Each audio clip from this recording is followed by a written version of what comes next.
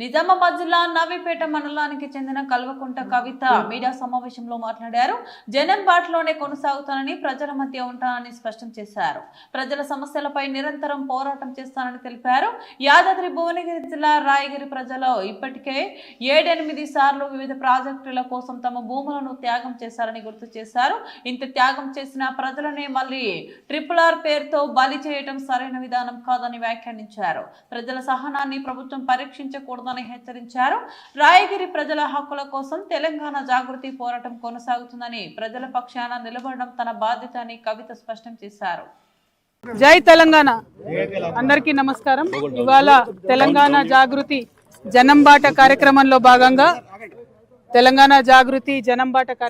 భాగంగా మరి భువనగిరి జిల్లాకు, యాదాద్రి భువనగిరి జిల్లాకు రావడం జరిగింది.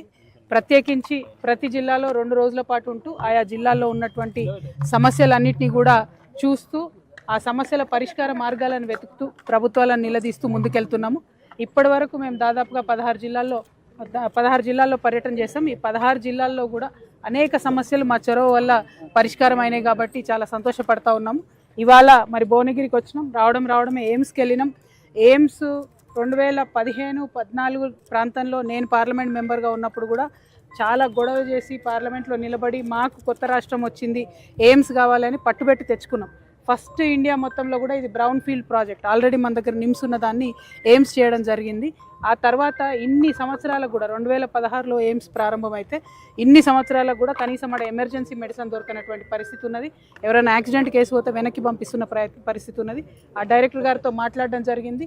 అల్టిమేట్గా అక్కడ ఉన్నటువంటి ఎయిమ్స్ డైరెక్టర్ చెప్పేది ఏంటంటే, ఎవరైతే ఇప్పుడు గుత్తేదారు ఉన్నారో, కాంట్రాక్టర్ ఉన్నారో, ఆయన బిల్డింగ్లు కట్టడంలో చాలా ఆలస్యం చేస్తున్నాడు. కేంద్ర ప్రభుత్వం నుంచి 750 కోట్ల రూపాయలు ఇదివరకే వచ్చినాయి. ఇంకొక 450 కోట్ల రూపాయలు ఎస్క్రో అకౌంట్లో ఉన్నాయి. అయినా సరే కాంట్రాక్టర్ ఆలస్యం చేస్తున్నాడని చెప్పిన ఈ జిల్లాలో ఉండేటటువంటి ఎమ్మెల్యేలకు, మంత్రులకు నేను రిక్వెస్ట్ చేసేది ఒకటే, దయచేసి ఆ కాంట్రాక్టర్ అనేటటువంటి వాడు తొందరగా అది ఫినిష్ చేసేటట్టు చూడండి. లేకపోతే ఎయిమ్స్ ఉంది కదా అని అక్కడ పోయినా కూడా ప్రాణాలు పోయే పరిస్థితి ఉంది.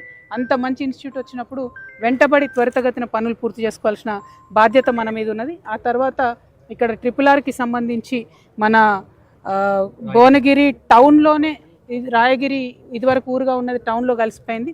ఈ రాయగిరి గ్రామంలో మరి ఇప్పటికే 7-8 దఫాలుగా రకరకాల ప్రాజెక్టుల కోసం ల్యాండ్ ఇచ్చి ఉన్నారు.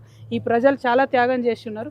మరి ఇంత త్యాగం చేసిన ప్రజల్ని ఇక త్యాగం చేస్తున్నారు కదా అని చెప్పి ప్రతి సందర్భంలో రాయగిరి ప్రజల్ని బలి చేయడం అన్నది కరెక్ట్ కాదు. ఎందుకంటే ఇప్పుడు ఏదైతే RRR ఈ ఏరియాల నుంచి పోతున్నదో దాని అలైన్మెంట్ ఇదివరకు 2 సార్లు మారింది. ఫస్ట్ టైము యాదగిరిగుట్ట అవతల సైడ్ ఉన్నప్పుడు ఒక అలైన్మెంటు, మళ్ళీ తర్వాత ఇక్కడ ఒక అలైన్మెంటు, ఇప్పుడు 3వ అలైన్మెంట్ కింద ఇది రావడం జరిగింది. దీనికి కంప్లీట్గా దీని వెనుక ఉన్నది నాయకుల యొక్క అవినీతి అని స్థానిక ప్రజలందరూ కూడా చెప్తున్నటువంటి సందర్భం. మరి ఇప్పుడు అధికారంలో ఉన్నటువంటి కాంగ్రెస్ పార్టీ కూడా ప్రియాంక గాంధీ గారిని కూడా తీసుకొచ్చి మేము RRR అలైన్మెంట్ మార్పిస్తామని చెప్పినటువంటి సందర్భం ఉన్నది.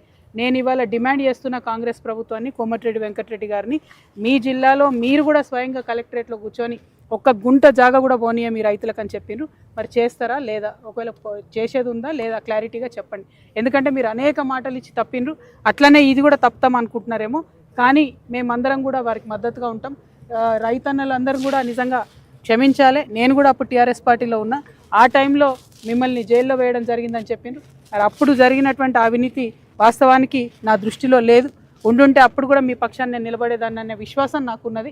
దానికి మిమ్మల్ని క్షమాపణ నేను కోరుతా ఉన్నాను. ఎందుకంటే రైతన్నలను బేడీలేయడము, రైతన్నలను అరెస్ట్ చేయడం అన్నది దుర్మార్గం. అది కూడా కొంతమంది ఎమ్మెల్యేలు వారి భూములను కాపాడుకోవడం, అరెస్ట్ చేయడం అన్నది మరింత దుర్మార్గం. ఆ దుర్మార్గాన్ని ఇప్పుడు కాంగ్రెస్ పార్టీ కొనసాగించదలుచుకుందా అన్న విషయం మాత్రం వెంకటరెడ్డి అన్న చెప్పాలి. ఖచ్చితంగా కోమటిరెడ్డి గారు నేను డిమాండ్ చేస్తున్నా, ఏదైతే మాట మీరు ఇచ్చారో, మీ నాయకురాలు ప్రియాంక గాంధీ ఇచ్చారో నిలబెట్టుకోండి. ఇక్కడ రైతులు భూమి సస్యమీర ఇయ్యమని చెప్తున్నారు.